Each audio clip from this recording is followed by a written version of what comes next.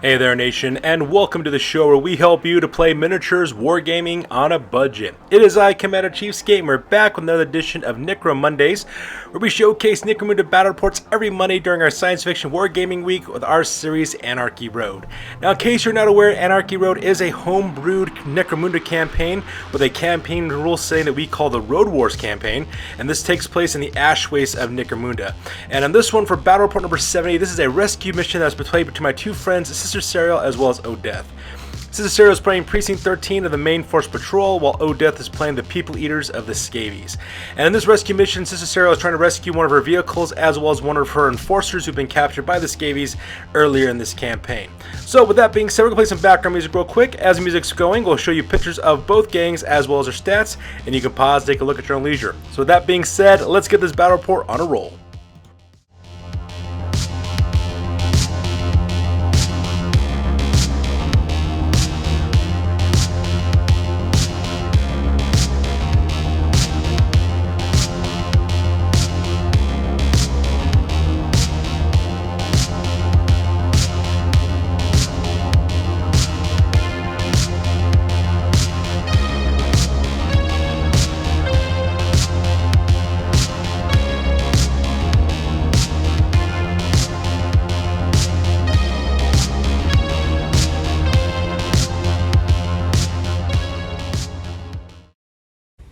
Ladies and gentlemen, boys and girls, dying times here. Alright, so the standard rules for this one is rescue mission. Pretty much sneak attack rules are in effect for this scenario, and the objectives for the attacker, which in this case is played by Sister Serial with the Main Force Patrol. Her goal is to steal back one of her vehicles as well as any captured fighters that the Scavvies have managed to capture by the defenders, which is played by my friend Odeth. Once the attackers have rescued their vehicle as well as any hostages, they need to escape within 1 inch of any table edge. For the crews on this one, the attacker gets the entire gang to use for this one, which is a custom selection in this case, while the defender starts off with 5 randomly chosen fighters. Those fighters use the Sentry special rules from the Necromunda rule pack. And the rest of the gang is Defender's gang is used as reinforcements. Defender also has home turf advantage on this scenario as well. For deployment, the Defender sends up the captured vehicle and sentries anywhere they want on the battlefield, while the attacker deploys within 2 inches of any table edges. Reinforcements in the round when the alarm is raised, D6 reinforcements arrive at the beginning of each turn for the defender rather. Now for the experience on this one, for anybody who participates in this scenario, they get +1 experience points. Any fighter who managed to drive the vehicle and rescue it, they get 1 point of experience for rescuing fighters as well as driving vehicles, and plus experience point for attacking leader if they manage to win. For the reputation, the attacker earns 2 points reputation for each vehicle and hostage that is rescued, and -1 reputation for the defender if they have those people get rescued. And if either gang battles out, they suffer 1 point of reputation as well. So the scenario rules over, let's go and talk about the battle plan real quick.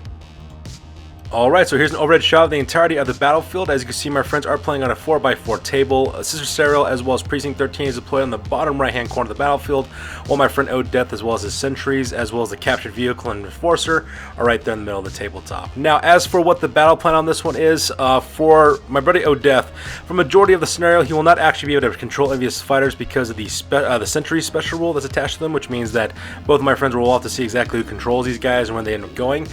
Sister Serial, though, however, her plan is to use the Alexander's department store, which is in the bottom right hand corner, as cover to use into a firing position to assault forward and then have her forces swarm into the area, take the vehicle, rescue their buddy, and then drive out to the south. That's what she plans on doing for this scenario. Other than that, though, I'm not really sure what my buddy's plans are because I'm just the arbitrator in this scenario. All I'm doing is taking photos for the most part. So with the battle plan, let's go and talk about deployment real quick. Alright, so first of all, starting off with the People Eaters of the Scavvies. On the top of the watchtower, that his character's name is Shot Caller. Shot Caller is a Scavvy boss, he's also the leader of this gang. He's armored with flak armor, he's got a blunderbuss as well as paired axes, he also got zombie bait, and he's also got the commanding presence skill. And right next to him, of course, is one of the hostages that were captured in the last scenario between these two groups. That character's name is Judge Charlie. He's a subjugator sergeant. He's equipped with armored undersuit, layered flak armor, a grenade launcher with frag and stun grenades. He's also got a stub gun knife, dum-dum rounds. He's also got a respirator. He's also got the teamwork ability. And he's also been captured by the People Eaters for this scenario. In the middle of the battlefield is one of the vehicles that they captured in the last scenario. This one's called the Big Bopper is what it's called. It's a medium vehicle, medium frame vehicle on that one. It's basically got an enclosed hull as well as a hull-mounted heavy stubber, and so that's the vehicle that the Enforcer are trying to rescue. On the top of that vehicle is Bloodwing. He is a mutant who's armed with a reclaimed autogun. He's got a fine knife as well as wings. Down below is Snarl, which is a Scaly. He's armed with a spear gun. He's got nerves of steel, killer rep, regenerate, as well as cold-blooded abilities. And to the right-hand side in the back, that is Sockethead. He's a Scavvy who's armed with a reclaimed auto pistol and a fighting knife. And in front of him is Gazer, another Scavvy who's armed with a reclaimed auto pistol as well as a fighting knife. And that pretty much makes up the deployment for the center here in the battlefield.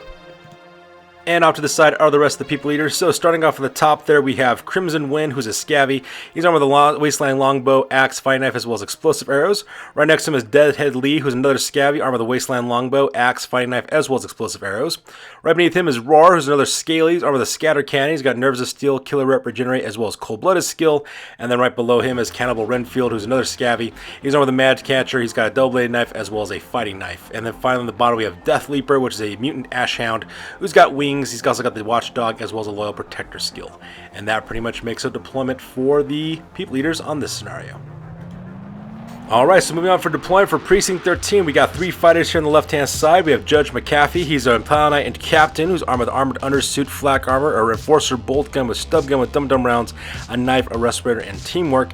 Now that guy in the middle, that character is not supposed to be here. His name is Judge Goose. He actually suffered grievous injury. In fact, Sister Sarah will actually made that mistake later on when we actually started the scenario. In fact, after the first turn, she finds that mistake, so he goes away real quick. Right next to him is Judge Sarcy.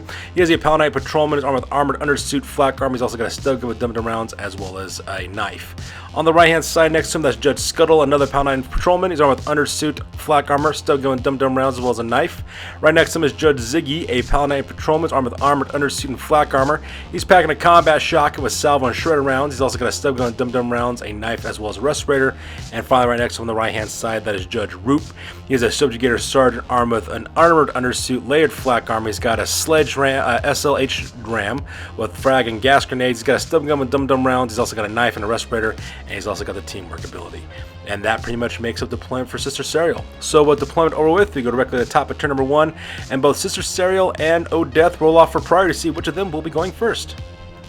Alright, so that takes directly to the top of turn number 1 for the main force patrol, and this time Sister Sarah got to go first. So the first thing she does is do a group activation with Judge McAfee, but then also activates Judge Sarcy as well as Judge Goose.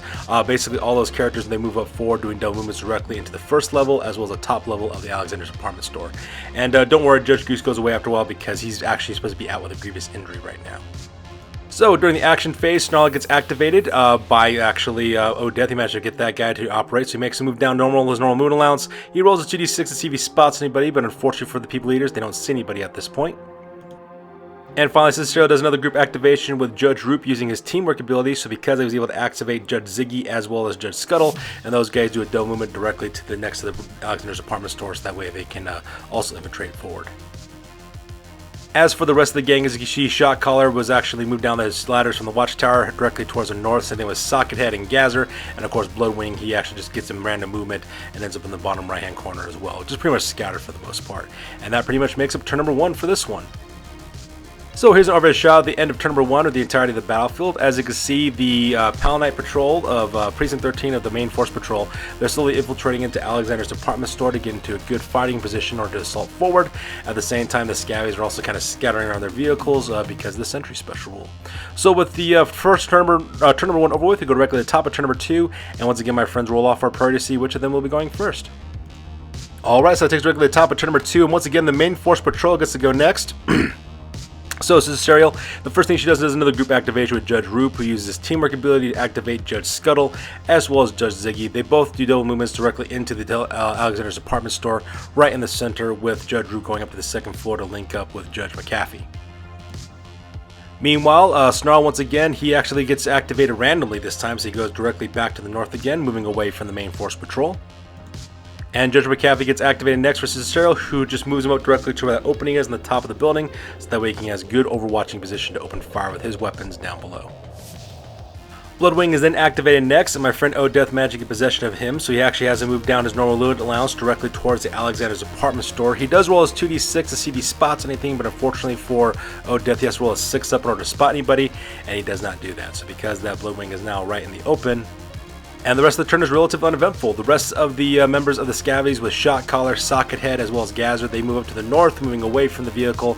At the same time, Cicero just keeps the rest of her forces directly inside of the Alexander's apartment store, waiting for the next turn to invade her assault. And that pretty much makes it the action phase on this one. We skip the end phase because nobody needs to take break tests or anyone's injured, and that pretty much ends turn number 2 for this one. So here's an overhead shot of the entirety of the battlefield at the end of turn number 2. As you can see, the Scavvies are just kind of being scattered around at this point, not watching over Judge Charlie, at the same time leaving the vehicle of the Big Bopper open up to be rescued.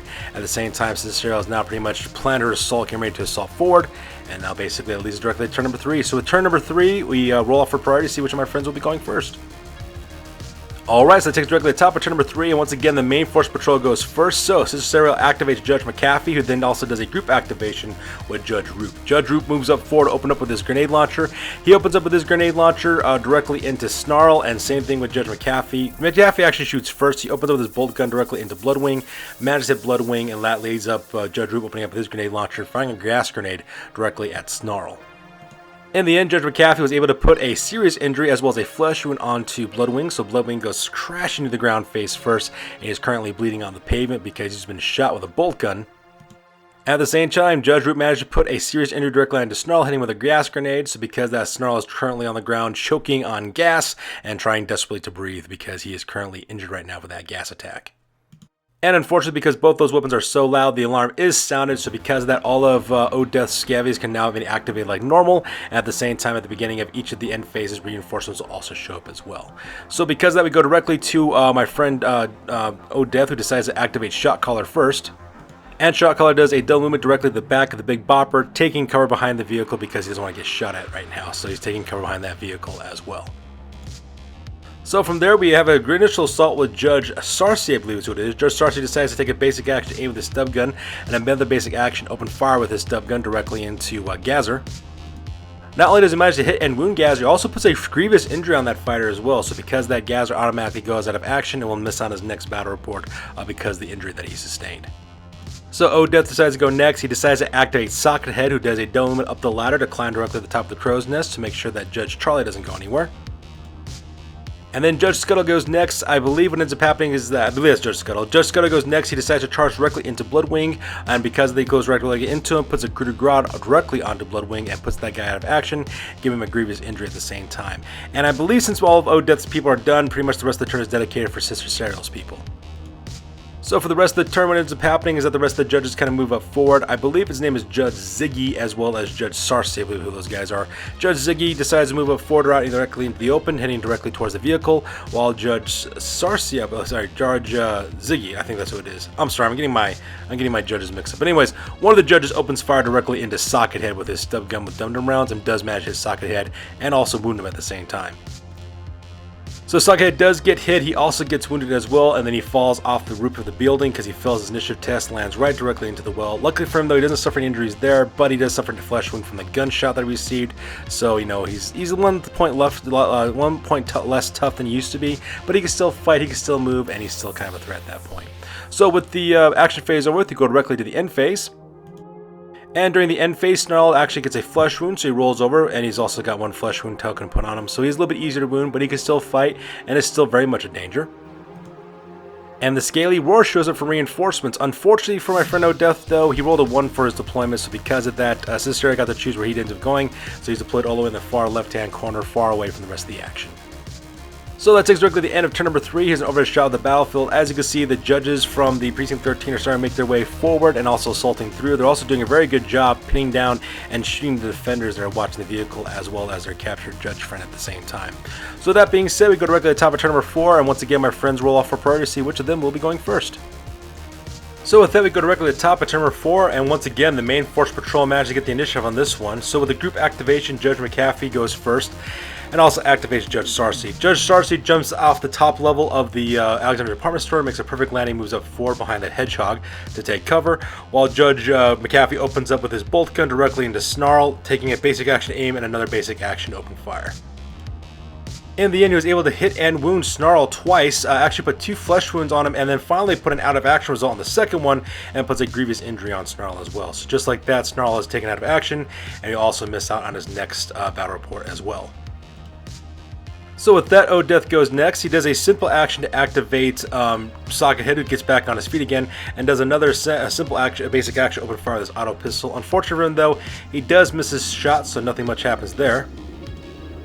So Judge Skull decides to go next. For Sister Cheryl, she activates him. He takes a basic action to aim with his stub gun, and another basic action open fire with it, with once again firing double dum-dum bolts directly into Sockhead. And not only does Sister Cheryl successfully hit Sockhead, she also managed to put a serious injury on him as well. So because of that, Sockhead goes crashing face down into the muddy water, and he is currently bleeding out right now from being shot with a stub gun armed with dum-dum rounds. So O'Death decides to go next. He decides to activate his leader, Shot Caller. Shot Caller spends a simple action to go around the corner of the vehicle and takes another basic action, open fire with his blunderbuss directly into Judge Sarcy is his name. Now, in case you guys are wondering, the blunderbuss is a weapon that's brand new to our campaign setting. It's from the Wasteland rule, Wasteland weapons that we added to our Road Wars campaign that takes place in the Ash Waste. Pretty much it operates like a shotgun with a scatter shot. It also causes D6 wounds at strength 3, and also it also has a 3-up close short range bonus added to it in terms of accuracy. So because that Shot Caller does open up with it, he does hit Judge Sarcy. Unfortunately, though, the only thing he's able to do is put a flesh wound on him. So Judge Sarcy is still, it is a little bit easier to wound, but he can still fight, he can still shoot, still very much a threat.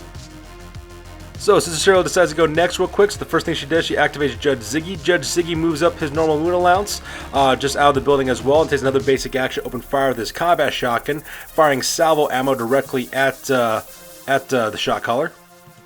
Not only does he manage to hit the Shot Caller as well, he also puts a serious injury on him as well. So because of that, the Shot Caller goes crashing face down to the ground, and he is currently bleeding out, which is a really bad spot for him to be in, because if any of Sister Cheryl's fighters manage to charge him, they can finish him off with a coup de grace. Meanwhile, O'Death then activates Rar. Rar does a double movement, moving along the left-hand side of the battlefield, trying to move as quickly as he can in order to catch up the rest of his forces. And for Sister Cheryal's very last activation, she activates Judge Sarcy, who does a simple action, get back on his feet again, and another simple action, move up forward directly towards where the Big Bopper is located at. So with the action phase is over, we go directly to the end phase. And during the end phase, Sockhead does manage to recover from his serious injury, but he does suffer a flesh wound on that one, so now he is twice marked with that. Basically, he gets hit one more time with another flesh wound, he could possibly go out of action. However, the Shot Caller, he is still laying on the ground, he is still bleeding out with a serious injury, which is a very precarious spot to be in, considering that the judges are so close. And for the reinforcements, Death Leaper shows up on the bottom of the table at the bottom of the deployment area, getting ready to cause some pain because that thing can fly. So with the end phase and reinforcements phase over with, that pretty much brings us to the end of the turn. So as you can see, here's that overhead shot at the end of turn number 4. Once again, the enforcers are making their way directly towards the Big Bopper as well as to Judge Charlie at the same time, and slowly but surely O'Death's forces are slowly being whittled away, which is a really bad thing for him at the same time. So that being over with, we go directly to the top of turn number 5, and once again my friends roll off for initiative to see which of them will be going first. Alright, so it takes directly to the top of turn 5, and finally the Scavvies manage to get the initiative on this one. So O'Death decides to activate Sockhead first. Sockhead goes back up on his feet again with a simple action, and takes a basic action, open up with his auto pistol, but unfortunately though he misses his shot, so not much is really there, and he's directly out in the open again, getting ready to get shot at one more time. So Sister Cheryl activates next. She then activates Judge Sarcy, and Judge Sarcy, instead of taking the vehicle, she decides to charge directly into the Shot Caller and manages to finish him off the coup de grace, putting him out cold results. Because he makes a full recovery, no problem, but the Shot Caller is currently no longer participating in this scenario. So after that, my buddy O'Death decides to activate Roar. So Roar once again does a double move forward, moving around the skirting of the office building, heading directly towards the center of the battlefield. And for the next activation, my friend Sister Cheryl decides to activate with Judge Roop. Now this is actually after several activations going on here is what ended up happening, so my friends did some actions and I took photos afterwards. So Judge Roop does a group activation. He opens fire with his gas grenade directly into Sockhead, manages to hit him with a gas grenade. At the same time, Judge Scuttle also moves up forward directly into the vehicle and actually starts operating the Big Bopper. At the same time, Judge Ziggy also moves up to make his way directly towards the Crow's Nest to save Judge Charlie. And Sockhead goes down again with another serious injury, this time inflicted by the gas grenade, which is a really bad spot for him to be in, because all my friend O'Death can hope for is that he keeps on rolling a serious injury results, because otherwise he'll go out of action and gets another flesh wound, so that'll be really bad for him at the same time. Meanwhile, at the same time, the Death Leaper, he actually does a double movement directly towards the foxhole in the middle of the battlefield, trying to skirt around the left-hand side to attack the enforcers. So with Sister Serial's very last activation for the round, she then activates Judge McAfee, and since the closest target to him is Socket Head, Sister Serial sends a basic action to aim with his bolt gun, so that way he gets +1 to hit, and another basic action open up with his bolt gun. At the same time, he also managed to hit him and also put him out of action as well, with a grievous injury result with that. But because of that, we go directly to the end phase, and at this point that my buddy Odette doesn't want to lose any more fighters than he already has, so he decides to call out this point. And there you have it, ladies and gentlemen. Here is an overhead shot of the battlefield with the end gaming with a victory for the main force patrol. Not only did they manage to save their friend Judge Charlie, they also managed to get the Big Bopper back into their hands again. And at the same time, managed to put grievous injuries on half of the gang for the People Eaters, which is really, really bad. The reason why is because for this round of the very end culminating event for the very first round is a huge multiplayer battle that we're calling the Guild of Coin Caravan Heist, and half the gang will not be able to participate in that one, which is absolutely really bad for the Scavvies. So with this battle report over with, we go directly to the post game because this game is now officially over. That's it, man. Game over, man. It's game over. Alright, so now it's time for the post-game. So starting off with the People Eaters of the Scavvies for injury, Shot Caller suffered an out cold result, so he makes full recovery no problem. However, Snarl, Bloodwing, and Gazzer, all three of those guys suffered grievous injuries, while Socket suffered a humiliating injury. I actually made a mistake on the last call. He actually suffers a humiliating injury, losing 1 to his leadership as well as 1 to his cool. For advancements, none of the members of the gang advanced at this time, and from their territories, from their wastelands, they did find a mineral outcropping in their scavenging, managed to scrounge up 16 credits, and they lost their old ruins territory to Precinct 13. From the trading post, they got 16 credits from their territories, and with combined with the 14 credits from their stash, ended up with 30 credits in total. With all 30 credits, they spent all 30 of it feeding the gang for this round, so nobody has to worry about starvation. For reputation, they lose 1 point of reputation from losing the battle, dropping their reputation points down to 2. Their new record now is at 1 win to 1 loss, and the new gang rating now is at 2,190 points. Alright, from there we go to the winners of the battle report, which is Precinct 13. For injuries, no members of the team were actually injured, so they're perfectly fine, and 2 members of the gang did advance. Judge McAfee leveled up to level 2, earning +1 to his toughness, and Jump Scuttle also leveled up to level 3, earning +1 to his weapon skill, so now that driver is good at close combat as well as shooting. From their territories, from the Precinct Housing, earned 1 point of reputation as well as 20 credits, and from the raided ruins they managed to capture from the Scavvies, they decided to do a policing action on it. They policed up the area full of crime, and also earned themselves 3 reputation points at the same time. From the trading post, they got 20 credits from their territories and 55 credits from their stash, giving their grand total of 75 credits in total. With those 75 credits, they purchased 2 kill switches, 1 for the March Hare as 1 for the Big Bopper. And the reason why they bought those kill switches is because in this game, if you want to hijack an enemy vehicle that has a kill switch, you have to pass an intelligence test first, and then you can steal the vehicle. So that's pretty much how it works with that one. They then took their 25 remaining credits and put it back in the stash. For the reputation, they earned 4 points of reputation from their territories, as well as 2 from the scenario, bringing their grand total up to 8. The new record now is at 1 win and 1 loss, and the new gang rating now is at 2,195 points. So there you guys have it. That pretty much ends the scenario for this one. As always, please feel free to like, comment, and or subscribe. Your guys' input is invaluable to us as always. Also check us out on Facebook, Instagram, as well as blogger.com for all the latest greatest hobby news related to our channel. That's good for this one, you guys. We'll catch you guys next one. Peace out and stay classy.